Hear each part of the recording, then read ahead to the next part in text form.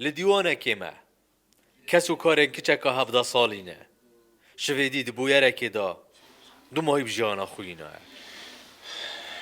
لسر دا خازاوان ما موی کچه خواست بریا رودا راستیا بویره دیار بکد ما بسیار با بیک دیکوی که گوخونو خوب گله کیم که و حسنت که چجور یعنی نوف مرو اوی هفته دموی نه نوف مرو رنده خو بس مت نه اینو داره یعنی ما تشتات نه اینو داره کو معنی چه که وصو دف پیدا بی کو اکی اشکال نفسی لی پیدا بی و اوی که چیزی یعنی قناعت ما بخوده ایشون نفسی ده که تشتاکی دید دوید که چه نبود و هر کسی که تشتکی به وقتی که جیب کردن کو بیشتن وصو خودی نماشه گل کسیه و خودی اما زونی بپی کو دست که دویارو خودی متوجه که چه نداره پاکستان شوکت کچکا 17 سالی و قطابیا پولا دهه بو شویدی مالبات آیب سردان چون مالا ناسیاره که وان او برای که ویل مال ماینه و حتی برای وی پی حسیایی او دایی بجوانا خوینا پشتی سه روژاش دایک بون اوی بو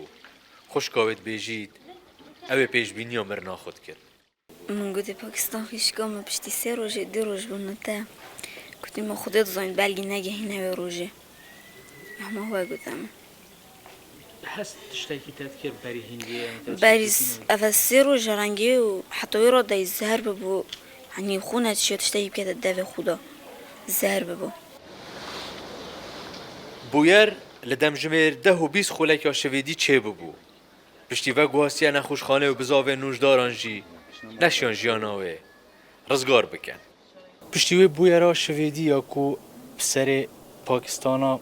17 سالی هاتی دوی ماله و خدانن مالش وی دمی قصدا جور و نکریه و نخواست امجی بچینن ناوا جور و وی چند دوی نبکن لو راحتانو که شویدی ولی درگه هتوان حسادای خستی ماینه حیدر دوست که رو داو تاخی گجه برا دهوک